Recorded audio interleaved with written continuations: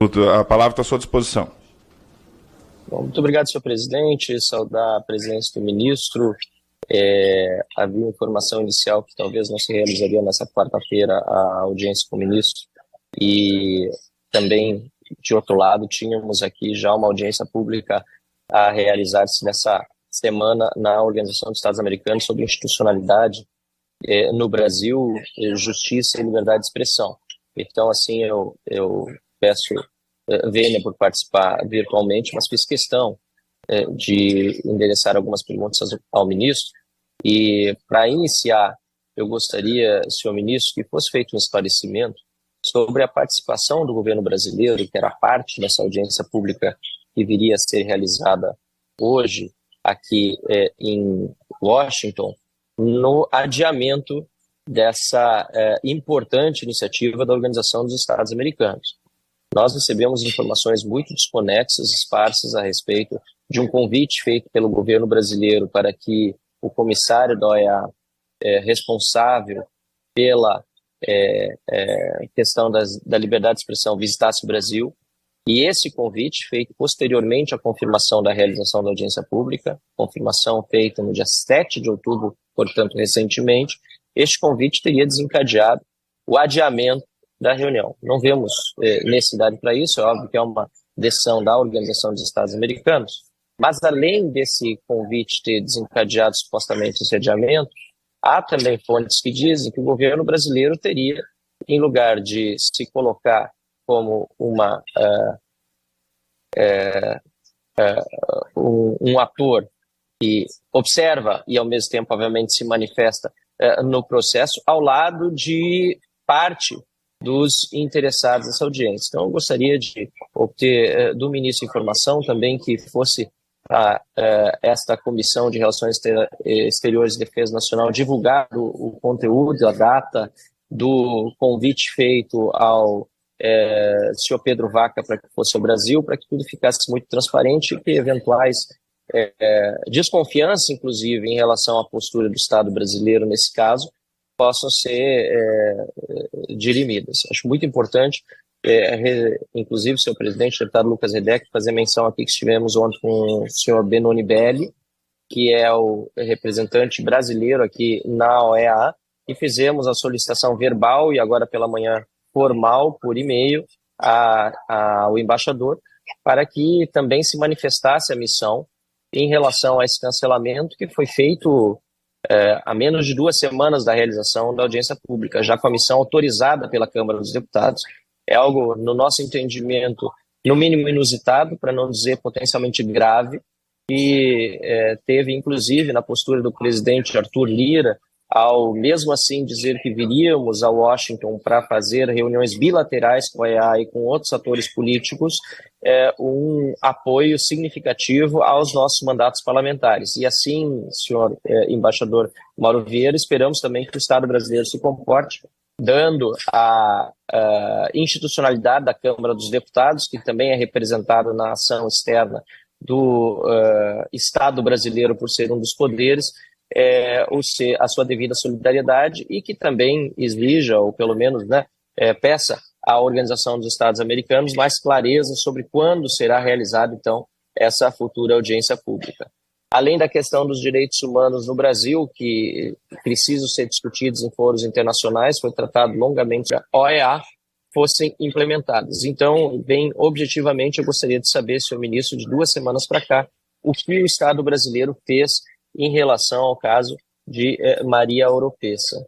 Também gostaria de dizer que nós estamos agora, nesse momento, com o período de transição aqui nos Estados Unidos de governos, Trump eleito presidente para um segundo mandato, e gostaria de, assim, perguntar a Vossa Excelência, ministro, como ficará a relação do Brasil, em particular após as manifestações de Lula, por exemplo, dizendo que o governo de Trump seria nazismo com outra cara. Seria muito importante ter uma manifestação de Vossa Excelência nesse sentido, e eu espero que ela seja feita da forma também mais objetiva possível. É muito claro que Lula, aliás, tem um problema com o termo nazismo, porque ele comparou a defesa de Israel no caso dos ataques feitos pelos terroristas do Hamas a exterminação de judeus sob Hitler no nazismo. E foi isso, é importante lembrar, que acabou resultando numa reação da chancelaria israelense e também na declaração de que Lula é, a partir de então, persona non grata.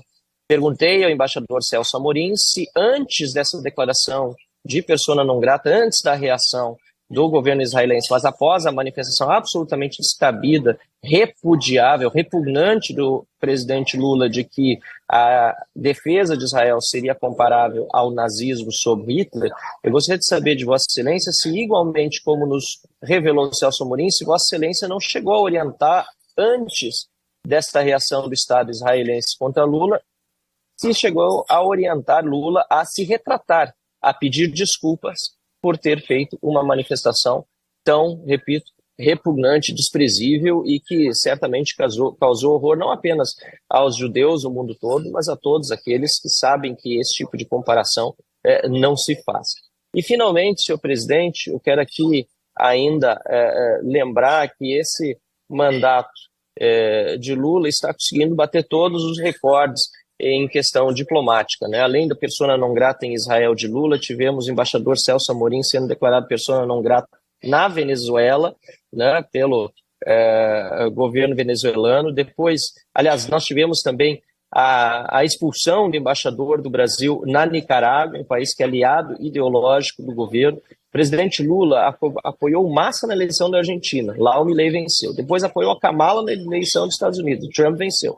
Apoiou o Maduro na eleição da Venezuela. A oposição venceu, apesar do Maduro ter roubado. Então nós temos uma série de desastres da diplomacia nacional, e eu me pergunto, o embaixador Mauro Vieira, o que, afinal de contas, esse mandato está significando no contexto internacional? Porque, sinceramente, em se tratando de uma nação que tem, ao longo dos séculos, demonstrado uma pujança, uma importância internacional como o Brasil, ver nós nos aliando nesse momento a todos os perdedores, antecipadamente, tentando interferir, inclusive, nas políticas internas. E pior, aliando-nos, em grande parte dos casos, a ditaduras e a países que limitam a liberdade dos seus cidadãos, não é boa notícia para o Brasil. Então, uma avaliação do senhor a respeito dessas manifestações do Lula e, concluindo, senhor presidente, agora vejo que o meu tempo se esgotou, saber se tem havido, da parte da diplomacia brasileira, principalmente do ministro Mauro Vieira, algum tipo de recomendação para que Lula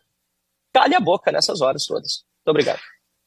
Bem, então, passando a resposta às perguntas do deputado Marcelo Van Hatten, eu queria dizer que, efetivamente, o chefe da missão de liberdade de imprensa da OEA, da Comissão Interamericana, está visitado a vir ao Brasil. Eu não tenho agora os dados, mas posso ver e fornecer ao deputado posteriormente. Ele foi convidado, virá ao Brasil, e o nosso diálogo é constante, não só no âmbito da CIDH, da Comissão Interamericana de Direitos Humanos, como na Comissão de Direitos Humanos da ONU em Genebra.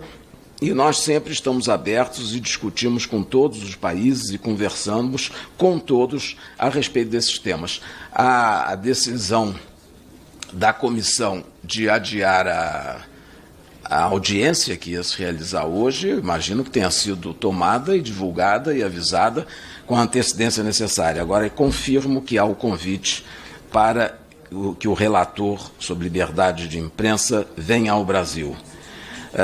Venezuela falou da questão de Maria Oropesa e de outros líderes da oposição. Como eu mencionei na minha apresentação inicial, nós temos mantido contatos constantes e eu próprio, inúmeras vezes, pedi ao ministro das Relações Exteriores da Venezuela. Conversamos sobre a questão de um salvo-conduto para os venezuelanos que estão na Embaixada Argentina, que está sob nossa proteção. Nunca deixamos de pedir, de conversar e de dialogar de forma correta e aberta, e ouvimos os dois, o lado deles, ouvimos o lado dos refugiados e fazemos o possível. Inclusive, nós temos um funcionário da Embaixada Diplomática da Embaixada do Brasil que vai diariamente à Embaixada da Argentina, que está agora com a bandeira brasileira no seu mastro, de acordo com as regras internacionais, do direito internacional, exercendo a proteção das pessoas que se encontram dentro da embaixada. Mas estamos e sempre falamos sobre Maria Oropesa e outras pessoas, temos preocupações e que mantemos a informação ao governo venezuelano. Creio que, acho que ele falou também sobre a questão do ministro Celso Amorim ter sido considerado persona não grata na Venezuela. Não é correto. Isso foi uma coisa veiculada pela imprensa, não é uma informação precisa. Um funcionário, acho que do Legislativo, disse que ele deveria ser considerado persona não grata, alegando intromissão em assuntos domésticos, que não era. O Brasil estava lá e ele estava lá, porque foi convidado a ser, como já disse, garante dos acordos de Barbados, que deram a possibilidade das eleições, e também como observadores eleitorais, por isso que foi feito. E quanto ao deputado Jonas Donizete, queria agradecer muito as suas referências.